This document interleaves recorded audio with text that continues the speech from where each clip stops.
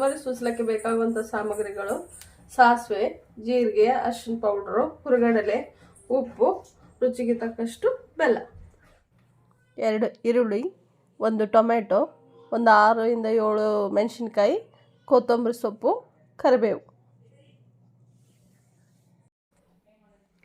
Gas ಮೇಲೆ ಒಂದು ಬಾಣಲೆನ ಇಟ್ಕೊಂಡು ಅದಕ್ಕೆ 3 ರಿಂದ 4 ಸ್ಪೂನು ಎಣ್ಣೆ ಹಾಕಬೇಕು. ಅದು ಚೆನ್ನಾಗಿ ಕಾದ ನಂತರ 1 ರಿಂದ 2 ಸ್ಪೂನು ಸಾಸಿವೆ,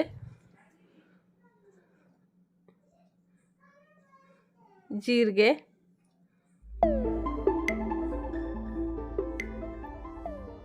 ಚೆನ್ನಾಗಿ ಚಟಪಟ ಅಂದ ತಕ್ಷಣ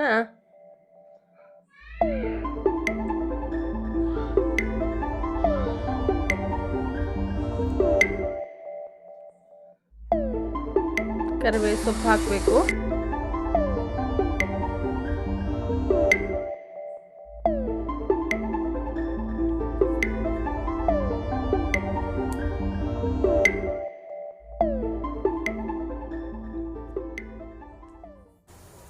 ಕರಿಬೇವು ಸೊಪ್ಪು ಹಾಕಬೇಕು. ಫ್ರೈ ಆದ ತಕ್ಷಣ ಈರುಳ್ಳಿ ಹಾಕೋಬೇಕು.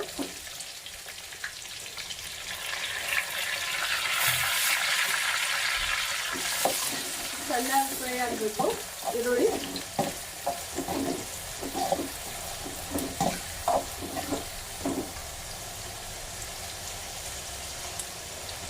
ನಂತರ ಮೆಣಸಿನ್ಕಾಯಿ ಹಾಕೋಬೇಕು.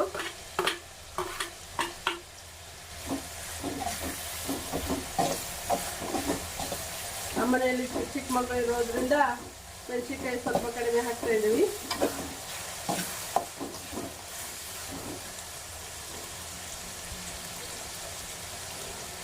ಆಮೇಲೆ ಟೊಮೆಟೊ ಹಾಕೋಬೇಕು.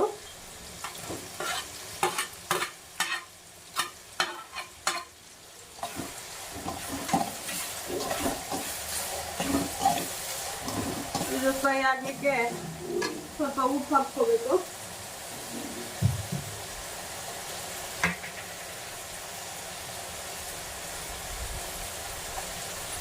ರುಚಿಗೆ ತಕ್ಕಷ್ಟು ಉಪ್ಪು,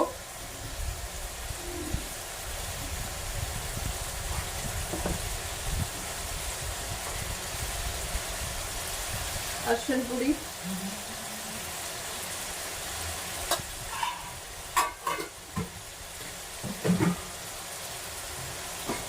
ಚೆನ್ನಾಗಿ ಫ್ರೈ ಆಗಬೇಕು.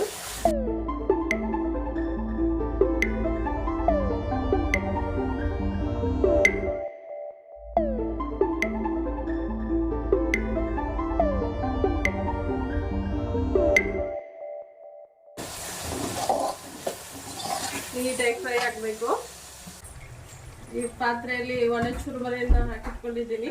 ಇವಾಗ ಅದನ್ನು ನೀರಲ್ಲಿ ನೆನೆಸಿ ಇಟ್ಕೋಬೇಕು. ಅಷ್ಟು ಹೊತ್ತಿಗೆ ಇದು ಫ್ರೈ ಆಗುತ್ತೆ.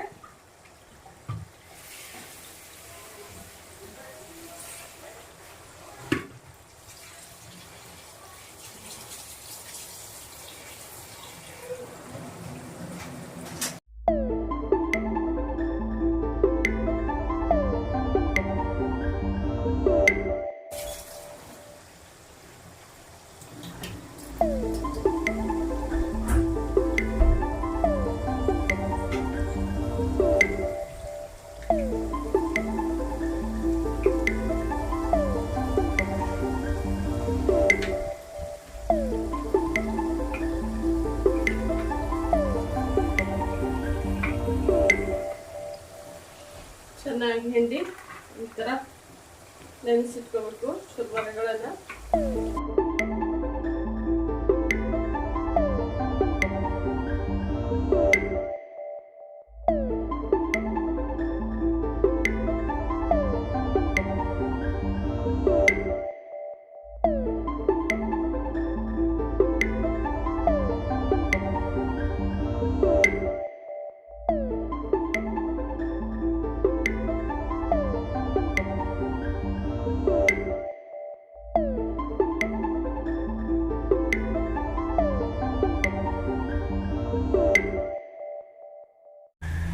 ಈ ಥರ ಗೊಜ್ಜು ಆದ ತಕ್ಷಣ ಸ್ವಲ್ಪ ರುಚಿಗೆ ತಕ್ಕಷ್ಟು ಬೆಲ್ಲ ಹಾಕೋಬೇಕು, ಅಂದರೆ ಟೇಸ್ಟ್ ಕೊಡುತ್ತೆ.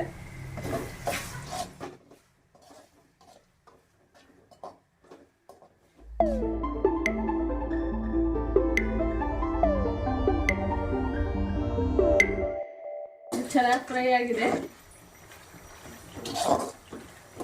ಇವಾಗ ತೋರಿಸಿದ್ದ ಚುರ್ಮರಿಯನ್ನ ಹಾಕೊಳ್ಳೋಣ.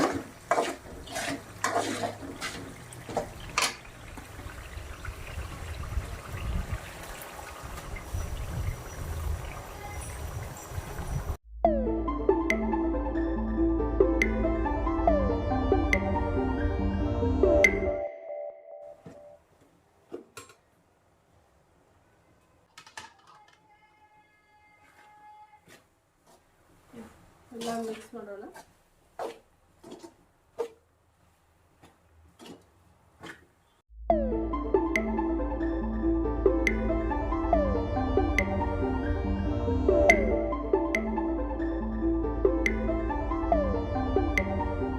ಈ ಥರ ರೆಡಿ ಆಯಿತು.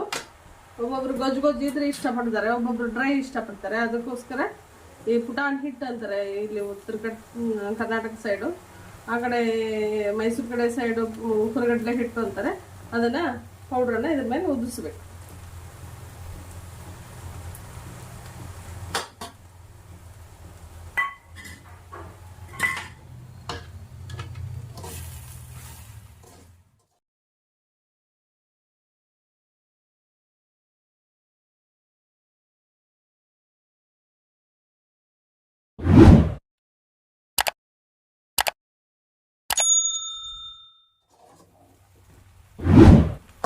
ರೆಡಿ ಆಯ್ತು. ಇವಾಗ ಮೇಲೆ ಕೊತ್ತಂಬರಿ ಸೊಪ್ಪು ಉದುರಿಸಿದ್ರೆ ಉತ್ತರ ಕರ್ನಾಟಕದ ಸೂಸ್ಲಾ ರೆಡಿ ಆಯಿತು. ನಮ್ಮ ಮನೇಲಿ ಆಲ್ಮೋಸ್ಟ್ ಆಲ್ ಸಂಡೇ ಇದೇ ಸ್ಪೆಷಲು. ಫ್ರೆಂಡ್ಸ್, ಈ ರೆಸಿಪಿ ನೀವು ಕೂಡ ಮನೆಯಲ್ಲೇ ಟ್ರೈ ಮಾಡಿ ಹೇಗಿತ್ತು ಅನ್ನೋದನ್ನು ಕಮೆಂಟ್ ಸೆಕ್ಷನಲ್ಲಿ ಕಮೆಂಟ್ ಮಾಡಿ. ಈ ವಿಡಿಯೋ ನಿಮಗೆ ಇಷ್ಟ ಆದಲ್ಲಿ ದಯವಿಟ್ಟು ಲೈಕ್ ಮಾಡಿ, ಶೇರ್ ಮಾಡಿ.